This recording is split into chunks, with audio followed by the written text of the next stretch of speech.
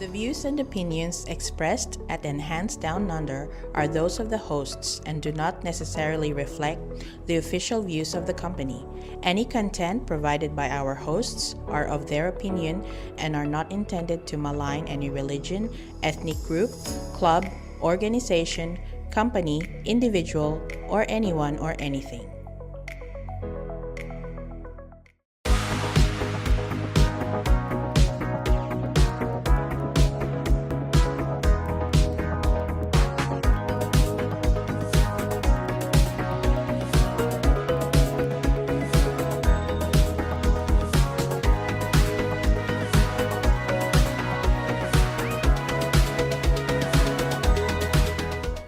Welcome to Enhanced Down Under, the official podcast channel of Enhanced NT. My name is Anna and I am a qualified education agent counselor. And my name is Jairus and I work with Enhanced NT. Hello, so we are now on episode 24. 24. Right, so let's just have a quick recap of the previous episode, which tackles about essential information for international student and skilled workers. It also covers the visa options, the entry requirements, work rights, and health insurance. On that same episode, we also explored skill migration pathways, detailing visa types, the application processes, and the eligibility for both students and skilled professionals. So to find out more about that episode, please tune in to EDU. Mm-hmm. How's everything? Time flies so fast. Yeah, so it's been good. Darwin's been good. We're slowly rolling into the wet season. The wet season. Mainit. It's very hot. It's very hot. So normally when wet season comes in, we have this thing called the build-up. Mm-hmm. And when the build-up happens, it's when the weather, they start sucking in all the hot air. Mm-hmm. The clouds starts collecting rain, and that's when the rain starts to happen. Just like last night, we had like really hard rains. Yeah, it was really hard last night. The lightning, there was so much lightning.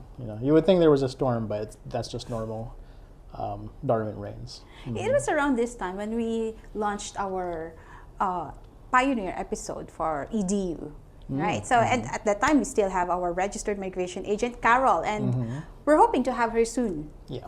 Okay, hey Carol, please join us again soon.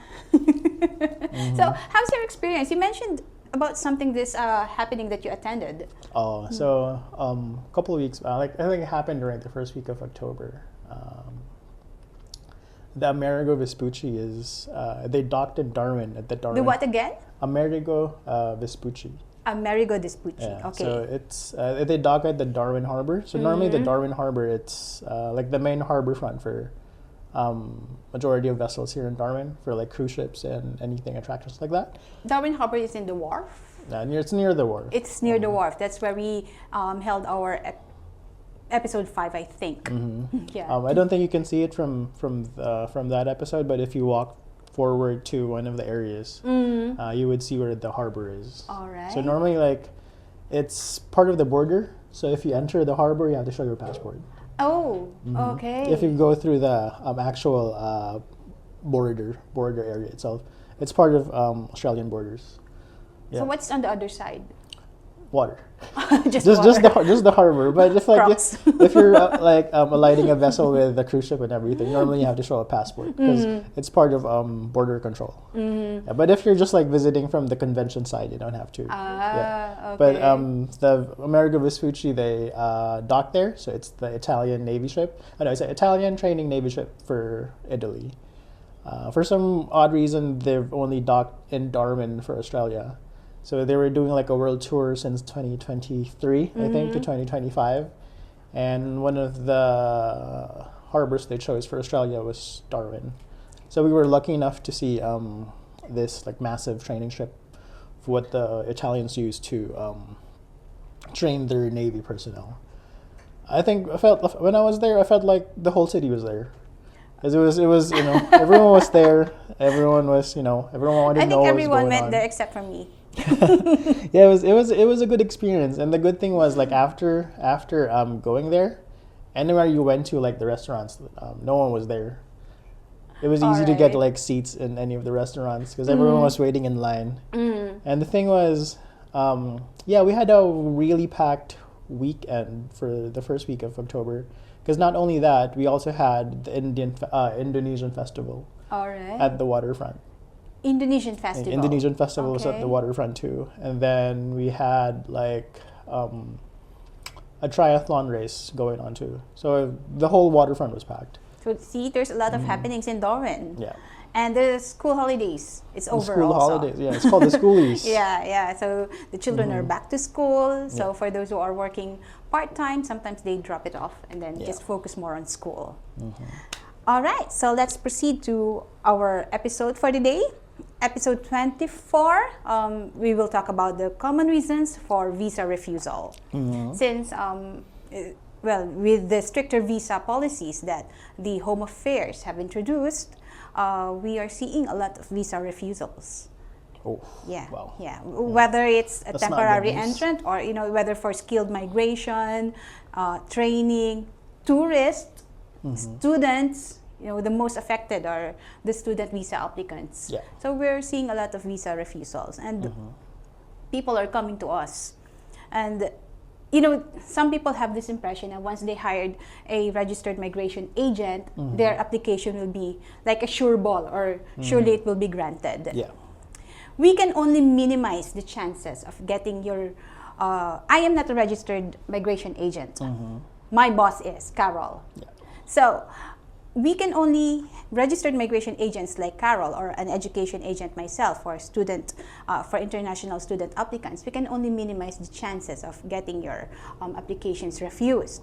But of course, we cannot guarantee that it will be approved because we're not the decision makers. Yeah. So if someone tells you that, hey, I assure you, your application will be granted, that's a scam. Okay? So now we will discuss in detail the common reasons why some visa applications get refused. Yeah. Okay? So Ball is yours. What's number one? normally, like, there's normally like a vast list of reasons of why your visa can be can be refused. But one of the most common ones would be incorrect or incomplete applications. Right. So this is normally like missing documents, incomplete information, or inaccuracies in the application can lead to refusal. And all sections of the application needs to be filled out correctly with the necessary supporting documents attached. Just to add though, I think normally at least you have to be very ignorant when this happens. In a way where like they do inform you if there's missing information, right? They do sometimes, but they are not obliged Oh, they to not. do All so. right. Yeah. Because you know what? When you submit your application in your IMI account, there's already this like a clause saying that you have to submit all the documents Yeah. that you Oh, think Yeah. the case officer would require from you, because the case officer can make a decision anytime. Yeah. I think they have this moral obligation to ask, especially if it's just minor, Yeah. like a missing school certificate or whatever. But they are not obliged. Yeah. They can make a decision based on whatever documents you have already submitted and right in front of them. Yeah. So if they decide to refuse, sorry ka na lang. Yeah. Right? So you have to also be reminded and be considerate with the case officer. Kasi case officers, they have quotas. Yeah. Oh.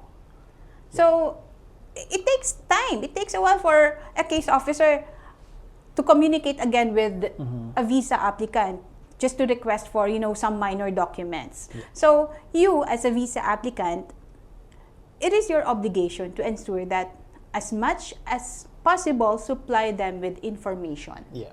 Sabihin mo na, sige, it's just repetitive, it doesn't matter. For as long as you know in your part, you did your obligation. Yeah. But yeah, you're right. They send Because I know, yeah. Information, requesting for further information. Because I think I forgot which one. I did an application for my parents for their tourist visa. I've done a couple of them, and I don't know which one, but I think there was one where they had like wrong info on one, and they emailed me about it, and I just like, oh, I'm sorry about that. Let me change it as quickly as possible. Yeah. So at least they did notify you about it. Most of the time they do. But I do want to know is that so I live here in Australia, right? And I apply for a tourist visa like that, and I apply from here. Does the application get transferred to the Australian Embassy in the Philippines, and that's where they review it, or is my application for my parents reviewed in the Australian Embassy, or like in the onshore? Yeah. Or like is you made the application, you lodged the application online while the applicants are outside Australia? Yeah. How does that work? I think the application would depend on the location of the applicants. Okay. Like, because like my parents are back home in Manila, and I think the live one who here. assess their applications are from the Philippines, Home Affairs All right. Philippines. Yeah. Sometimes, when the Home Affairs branch in the Philippines are overloaded, Yeah. they can pass it on to other countries, Yeah. like Jakarta, to other cities. Yeah. Sometimes, even if you made the application in the Philippines, like for my colleague, he lodged this application for a tourist visa for himself. Yeah. His application was forwarded to another city, to another Home Affairs branch. I think it was in Jakarta. Or sometimes they can forward your application to their Kuala Lumpur branch. It depends. Yeah. If they're overflowed with, or overwhelmed with a lot of visa applications, they can sometimes forward your application to their colleagues from other cities. Yeah. Okay, that's at least good. Yeah. Good to know. From captivating portraits to complete event coverage, DKJ Photo Studio provides outstanding photography services customized to fit your needs. Contact us at 04 1015 1547 or visit us at 590 Mitchell Street, Darwin, NT. And then the second, this is very important, failure to meet health requirements. Yeah.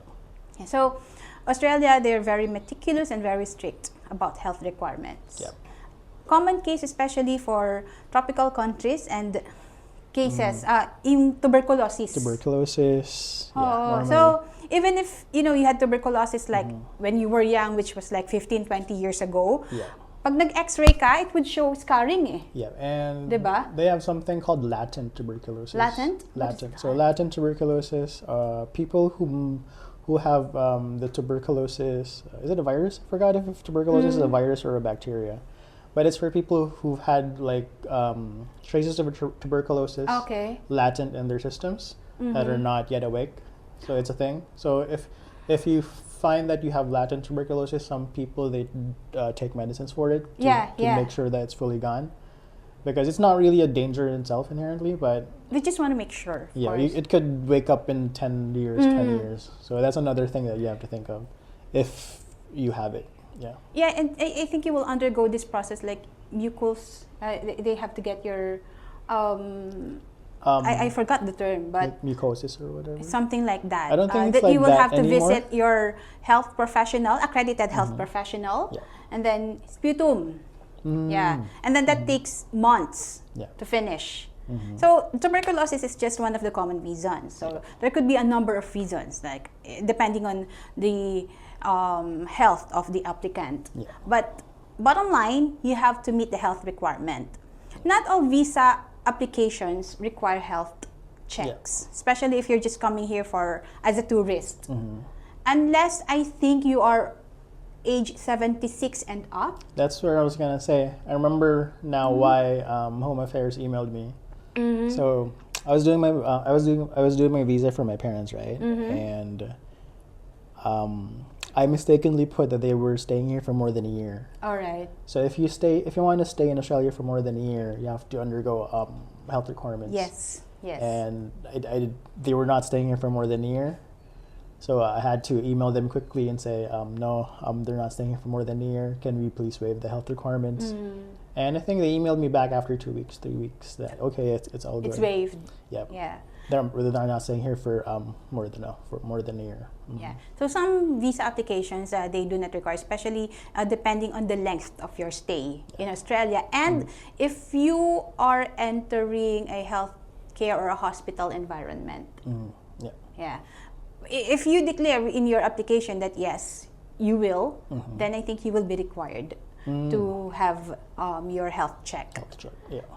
But otherwise, there's none. Again, for student visa applicants are required, of course. So you have to see, you will be given this letter instructing you to visit the accredited panel doctors in your home country. Yeah. So that's one. And just to give you an overview, while I was at with the Home Affairs, at that time it was called DIAC, or DIAC, Department of Immigration and Citizenship. I was the I was handling medical requirements of applicants. At that time, it was manual. We still receive this huge X-ray results, X-ray films. I think when I was doing my student visa for that, at that point, when I submitted my health requirements, it was with the X-ray. The X-ray scans of my chest and so everything. at that time it was still manual. We receive all the we have the accredited panel doctors, and they forward all the applications, all the medical applications to our office. Yeah. Just to give people an idea. So here's what we do. Once we receive it, if it's graded A, and it's just the lacking requirement, your medical clearance, right there and then, we can forward your medical health result to your case officer, and your visa will be granted on that spot. But eventually, the process changed. It became digitized. Yeah. So the e-medical, meaning everything is being forwarded online. Yeah. So your health, the results of your health check would be forwarded to the medical officer of the Commonwealth, who will assess your health condition if you are a go or you need further checks. Yeah. So without that, without the go signal or without the approval from the MOC or the MOC, even the case officer will not be able to approve your application. Yeah. So always make sure that you bring your HAP ID. HAP ID when you visit a panel doctor. The only reason I don't know right now is because I did again. I did my parents' visa again for the fourth time. They forgot? I think. No, I made sure that they brought everything. Oh, yeah, very good. But the crazy thing was how efficient the the healthcare system right now is for the e-medical, because they did medical. Let's say they did medical on Monday, and the results were read on the same day. Yeah. Yeah. Happens. And I'm not sure how it works, but my dad got his visa on the same day. It was like after It the was a medical. straightforward application. Yeah, really. after like maybe 3 hours, he got his visa. Yeah. It's like, oh, it's already there. Then my mom got hers after 3 days, I think. Actually, if the health result is a positive meaning there's no issues, then you will get your visa approval. Yeah. Immediately. So most likely that would be the case. But for those who are more complicated cases because of their health condition, it may take a while. Yeah. All right. The third reason for visa refusal. For our third reason would be the lack of genuine intent. So for temporary visas, like the tourist or student visas, if the department suspects the applicant does not intend to return to their home country after their visas expire, the visa may be refused. Applicants need to demonstrate genuine intent to visit for a temporary purpose and not overstay their visa. I think back then it was GTI, genuine temporary GTE, entrant. yes. Yeah, GTE. And now it's just genuine intent now. Yeah. Yeah, like if the applicant does not intend to generally stay in Australia temporarily, having regards to the applicant's circumstances and the applicant's immigration history. So, meaning to say, the case officer reviewing your application is not convinced that you are a genuine temporary entrant, or that you will return to your home country upon the expiry of your visa.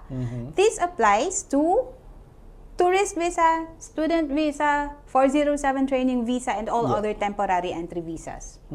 So, if I were the case officer, I see that you don't have any incentive to return to your home country, because that's one of the reasons also. Does this person has an incentive to return in his or her home country?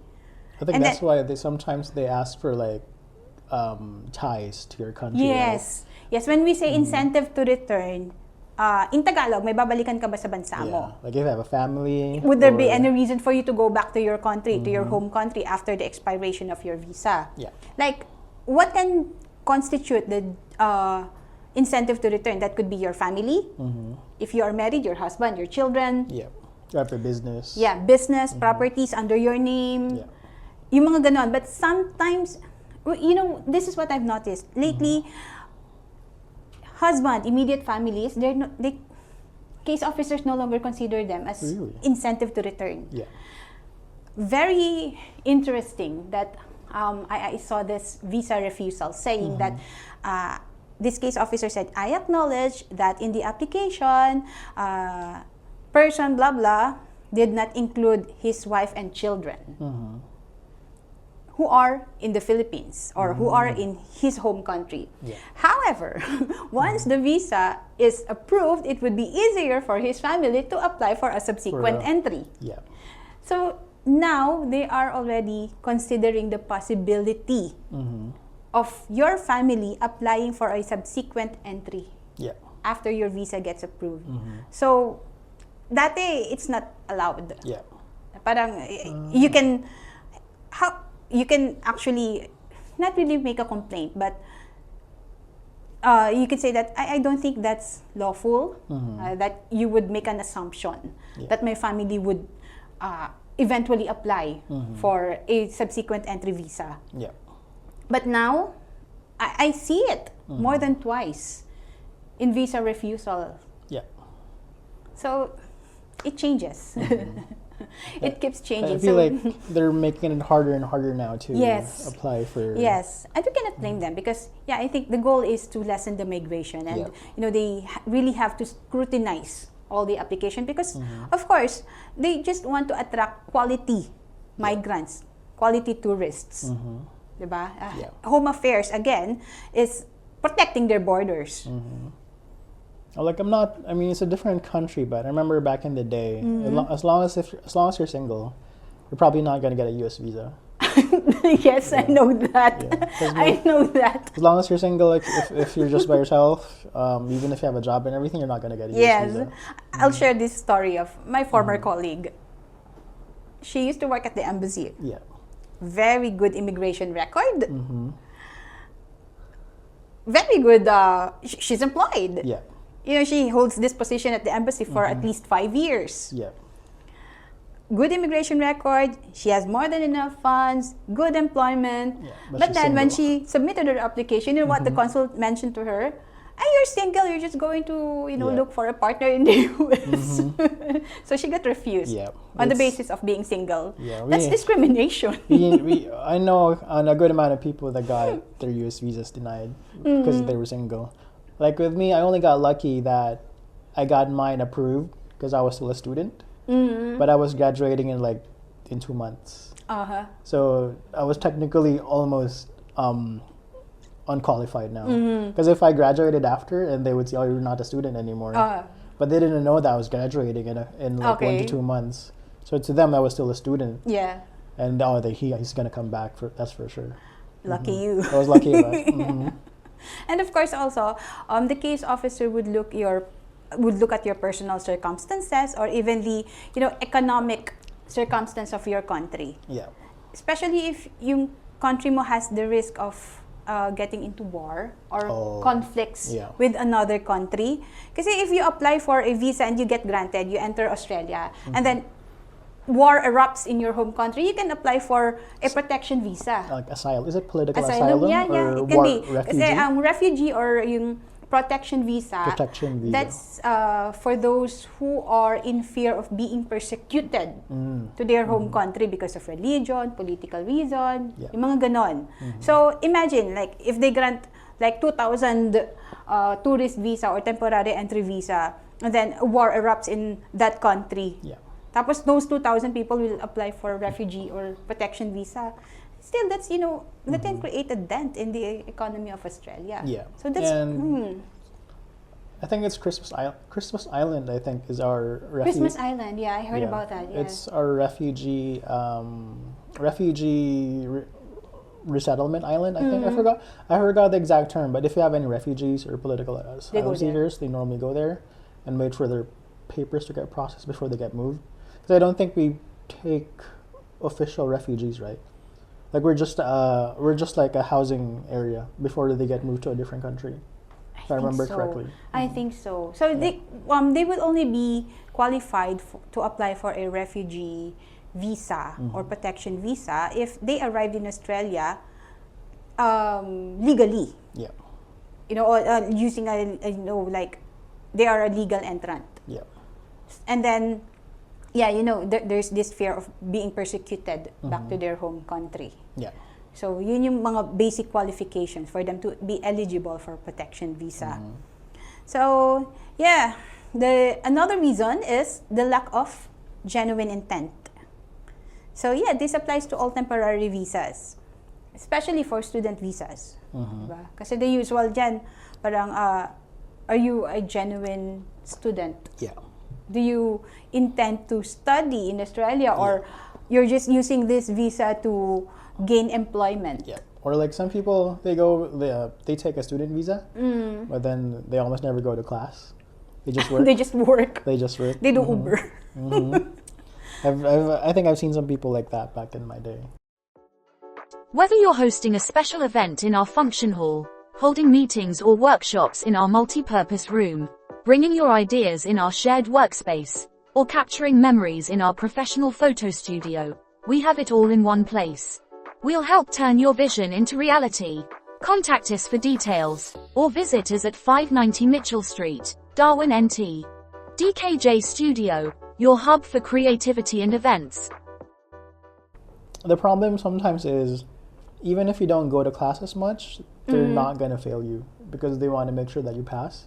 Because if they fail students, the passing rates get lower. Okay, of the school. Right? Okay, so if somehow it's the school's way of protecting their image also. So they're babying the students to make sure that the curriculum, student will pass. It's not too difficult for the students. So you can probably pass just by getting by.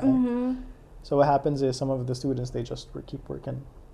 I had like one class where the professor, he wanted to at least challenge us with, it was for my IT class, and like he had an expectation, at least we know more about technology, right?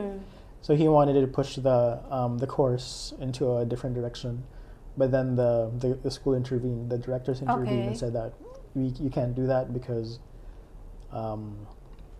it might be too difficult for the students, and if they fail, the rankings might get lower, because they could always say that we're 100% passing rate school, because they're very lenient, not because of the quality of teaching. So that's one of sad. That's one of the things I kind of figured out at the end. So that's why some schools do this, or that's why some schools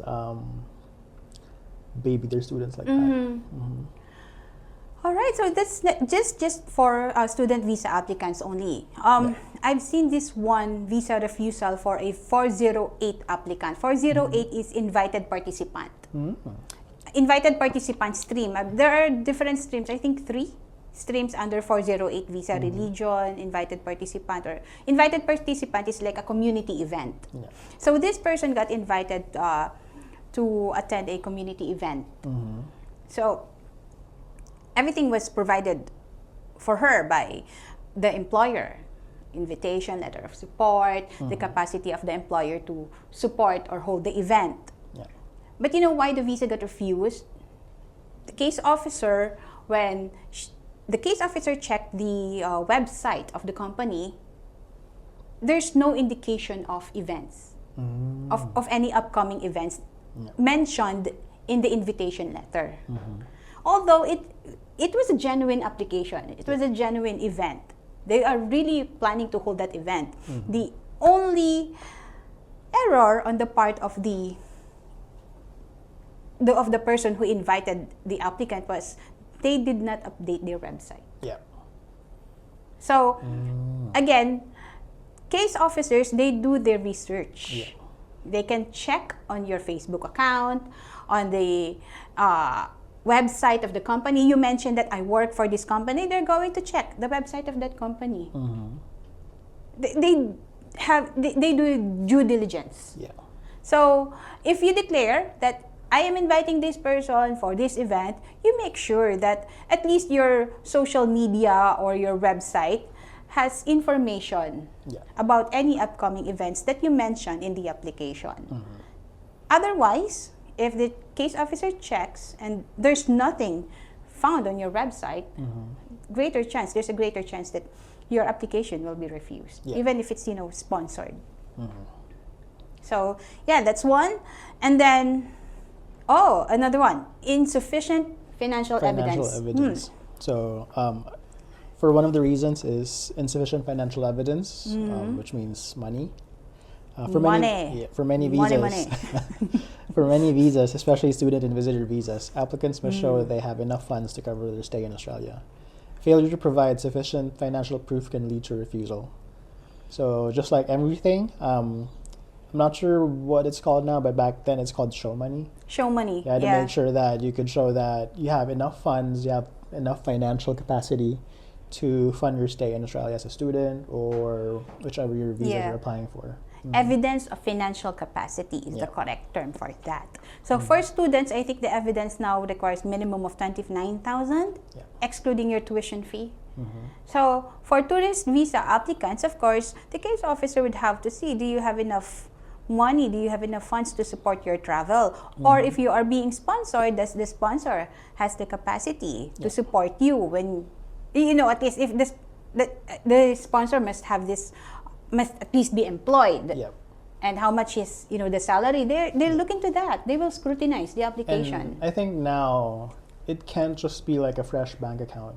There needs to be like that's one very good point. Because there needs to be like transaction histories, or they need to see how the money is moved. Yes. It can't be just like an account where by the next week there's like 20,000 there or 30,000 there.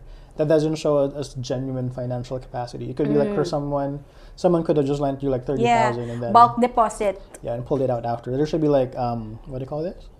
I forgot the term, but like bank history, transaction history. Bank statement for the past 3 months or for the past 6 months. Sometimes, I think previously, case officer just requests for bank statement. Because with bank statement, it would just say that this person has this balance as at today.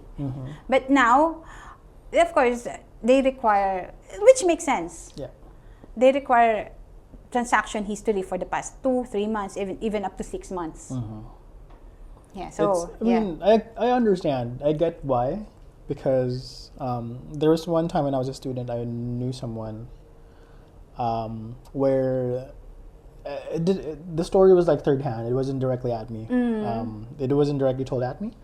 But they were talking about like this one person, and they were like talking about how tough she was doing. Because technically she only came to New Zealand with $1,000.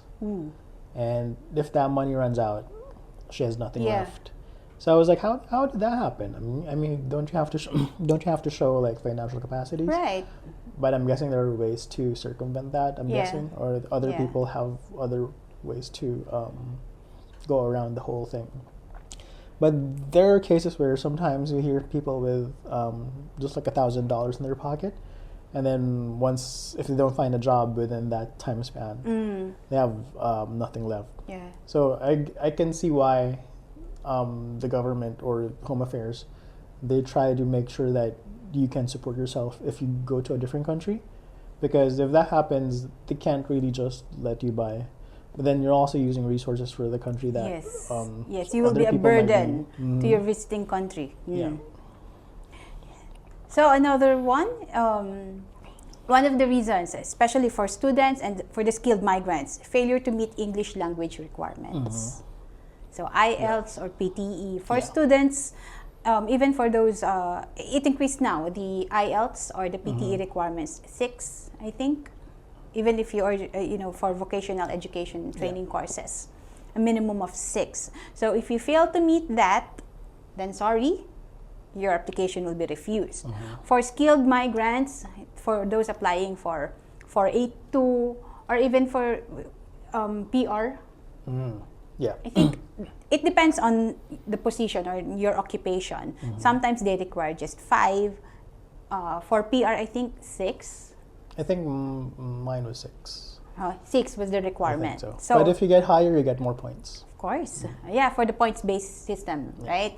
For the skilled migrants or for those applying for PR, there's a certain IELTS or PTE score that you have to meet.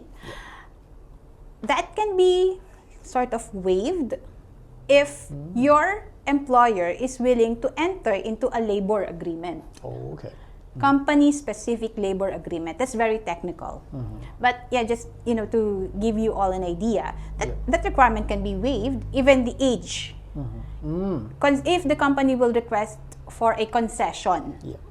But that takes so much process. It involves a lot of money, and you will have to hire a registered migration agent to do the work for you. Is it 45? Maximum age is 45? 45. That can be waived if you will request. If your request for a concession, age concession, and English language proficiency concession will be approved. But that's a very, very long and costly process. So it would depend on the amount of commitment that your employer is willing to get into to hire you. So again, if you want to find out more information about that, especially if you are a company looking to sponsor a skilled migrant, consult a registered migration agent. Or contact Enhance NT. Or maybe like if you're watching this and you're working and you're past 45 and you think you don't have a chance of getting like a permanent visa or permanent residency, that might be like a good entryway into thinking, I might still have a chance. Right. Unleash your potential and bring your ideas to life at DKJ Studios Shared Workspace. We are located at Unit 5, 90 Mitchell Street, Darwin, NT. For more info, follow us at Design Car John Facebook page. You may call us at +61 0879792352 or contact us at 0410151547 for bookings or inquiries. Discover boundless creativity at DKJ Studio. Book with us today. So another one? Another one would be lack of employment or educational qualifications. So for work or skilled visas, applicants must meet certain qualifications or skill requirements. If the applicant lacks the necessary education, training, or experience, the visa may be denied. So I think for this one, it's more of just like if you're applying for a job, you're applying for a visa. I'm guessing this is for specific visas, right? Skilled visa. Not for students, no, not for students. tourist visas. Educational qualifications, yes. Because if you are, if you want to apply for a vet course and then you don't have the sufficient background, or your previous qualification, you want to apply for this course, and then looking at your education attainment in your home countries, it's not sufficient, then of course you will not qualify. Right. So, but for employment,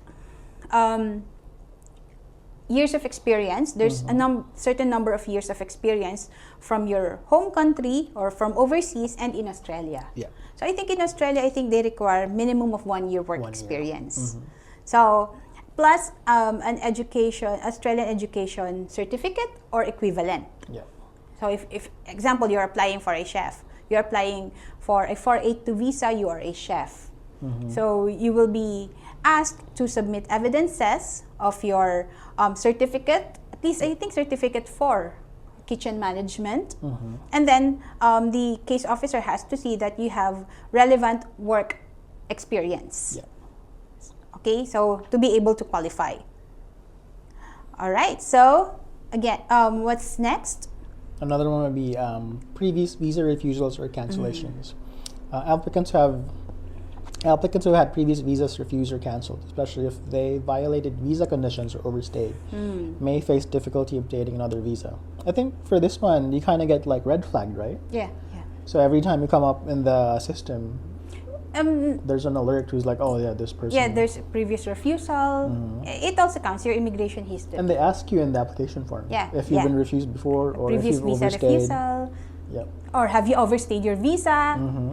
So it's very important to keep a clean immigration record, because eventually, you will be asked.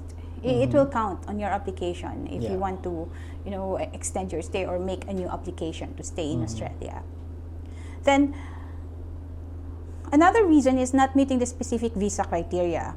So each visa kasi it has certain requirements. So let's say student visa and you're way past the age of being a student. That's obviously you will get refused. Yeah. Or you're applying for a cabinet maker but you don't have you are a skilled Skills. worker, you claim to be a skilled worker applying as a cabinet maker, but then yung background mo is more on as a tiler. Yeah. Wala, 'di ba? So it has to be aligned. Yeah. It's like me applying for a doctor, you know. Yeah. So, and by the way, halimbawa, you are a nurse, for example, you are a nurse in your home country. When you come to Australia, you won't be a nurse automatically. Yeah. There's a process that you have to go through. I think you have to go through AFRA? Accreditation. Yeah, Is it there's an AFRA? accreditation process. Other than, of course, the IELTS score of minimum 7. Yeah. 7 in all tests. Na parang reading 7, minimum of 7, writing, ganyan. You have to get a minimum of 7 IELTS score in those 4 tests, plus an overall score of 7 at least. You have to be accredited in Australia, and it's going to be a very long process. So normally, like for every occupation, there's different bodies that Yes. That gover- review your Yeah, that accreditation. governs and reviews. So like for me, I think for the nurses it's called AFRA. Mine is called ACS, Australian Computer Society. Okay, And for they- IT guys. For the IT, for the IT people, and they're the ones that does what do you call that, skill assessments, to say that the experience I've had prior to coming here or the experience I've had here, plus my education before, is enough to be recognized in Australia. So Right. a quick tidbit: prior to me coming here, I was an analyst back in the Philippines, and I've submitted my requirements and everything to ACS, and they reviewed, and I've qualified enough that I am, what do you call that? Australia recognizes the skills that I've had Skills before. assessment. So if if it goes for different different occupations, like if you're a baker, we've had someone who was a baker, and different bodies have different requirements. Like for that Yep. one, he had to show how to bake. He had to show like he knew about hygiene. Right. What do you call that? Techniques on how to bake. Like how do you Yeah. do the dough There are and all certain that? requirements. Yeah, so it's different for everybody. So that's a good tip to know. Like for me, I didn't do any of that. I just had to submit my information, submit my details. Sometimes they even do a video call interview. Yeah. And demonstration. You will demonstrate on video. Yeah. Yeah. And then another reason why some applications get refused is the fraudulent documentation. Yeah, that's one. Yeah. If you are very confident that to submit, like a fraudulent document, well, I'm sorry to inform you, the Home Affairs has this section, integrity section. They really do check. Sometimes they even go to your bank. Yeah. Oh, They wow. even go to your neighborhood to ask about your character. Yeah. Integrity section. So, and they're very experts in when you submit. Like they say at that time, they were still required to submit original documents. At one glance, they'd see that this is fake. Yeah. And they have connections, of course. They can contact relevant industries and government sections to verify the authenticity of the documents you submitted. Yeah. So beware, okay? It's not very good. Actually, it's already a red flag if you're, meaning your intention to go to Australia is not genuine. Yeah. You don't have genuine intent going back. Yeah. So don't even attempt. Yeah. Okay, so inadequate sponsorship. Another one would be an inadequate sponsorship. For family or sponsored visas, the sponsor must meet certain criteria, like financial capacity or resident status. If the sponsor does not fulfill these obligations, the visa may be refused. Yes, that's correct. I think for some people, like family sponsors, if you want to sponsor your parents, let's say you're like for kids, if you have like 2 kids, 3 kids, they have to show they have enough financial capacity and Yes. earnings. And I'm not sure if it's still the same, but like you have to earn a threshold per person. Per person. So if you have, let's say like me, let's say me and my sister, I have a sibling, my sister. If we want to sponsor our parents, we have to prove that we're earning this much, so that if they come here, we can support them. Right. That's how I remember. You have adequate funds. Yeah, that's how I remember it for the family sponsor, but it might be different now. I'm not sure. It's still the same, Is it but still the they are same? still going to look into the background of the applicant. Yeah, like if we're the main sponsors, but there's another visa where the parents can just show that we have money and they can come here. Yeah, There's if they another have one their too. own funds too, that would be better. Yeah. Right? For company-sponsored applications, of course, the company has to demonstrate that they have the financial capacity. Some information that would be required from them would be yung financial documents of the company, like business activity statements for the last 2 quarters. Tapos sometimes profit and loss, yung mga ganyan, it's being requested. And sometimes, if they declare that there's significant financial loss in their P&L or in their profit and loss document, then it has to be supported by a letter from the company's accountant. Yeah. To say that this business is, like a professional opinion supporting the company's financial status or financial capacity to support the client, to support the applicant.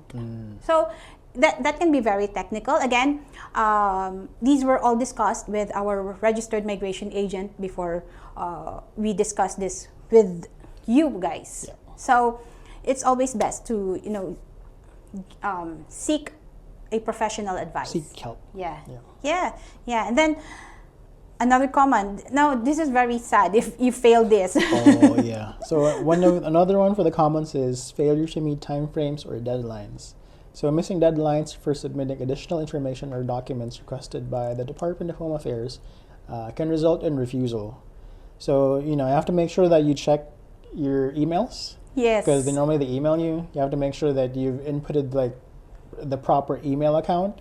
Right. So if you miss if you miss a letter or a number in your email address or email account, make sure that it's right, or your password to the ME account that you use. Right.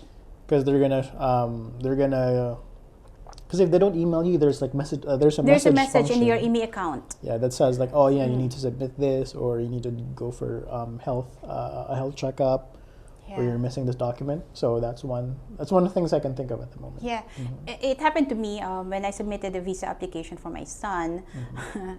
The email address that I put into was incorrect. Oh. Although I informed my case officer that this is the correct email ad, but for some reasons, the case officer, I did not get any messages from the case officer. So what I did was, I just check the email account from time to time and go to the messages section to see any, update from the case officer, or if there's a request for further information from the Home Affairs. So that's, a very useful tip. And don't be complacent. When you submit an application, especially if it's a DIY or do it yourself, make sure that you know your deadlines. Yeah. Because the case officer will not wait for you. They have a bunch of applications to look into, to review. So, yeah. Bottom line, what's the key takeaway? I think one of the key takeaways is, just be as stringent as possible. Make sure that you know what you're doing. Like all the information you're putting in. You're making sure everything is correct. If you can do, instead of a double check, triple check, quadruple check everything. Because even me, I've done times where I've put in wrong information and I had to contact Home Affairs to please change the information, or the information was wrong. Now we're all human, we all make mistakes. So just to make sure that you don't go through the headaches of the problem is if you message them, so it might take a long time for them to reply, and that's like a stressful moment for you. Yes, like, oh no, when they're going to reply. You cannot expect them to reply right away. Yeah, so I think that's one of the takeaways, and make sure that everything you put in is correct. It's true. If you do fraudulent messages, if you get caught, then you're probably never going to be able to go back to or come to Australia. Right. So. So. I guess that's a good wrap up for us. That was a good episode. That was a quick episode. Yeah. If you want to find us, our office would be 590 Mitchell Street, Darwin, NT. Email would be skills@enhancednt.com.au. Our phone number will be +61 08 7979 2352. Please like, subscribe, and share our social media platforms, and follow us on YouTube, Facebook, LinkedIn, and Spotify. Thank you for joining us on this video podcast. Whether you're an international student aspiring to study abroad or a professional looking to work in Australia, it is essential to seek professional advice, stay informed, and embrace the opportunities that migration brings. Here at Enhanced Down Under, we will help you choose the right path for your career goals. Up until next time.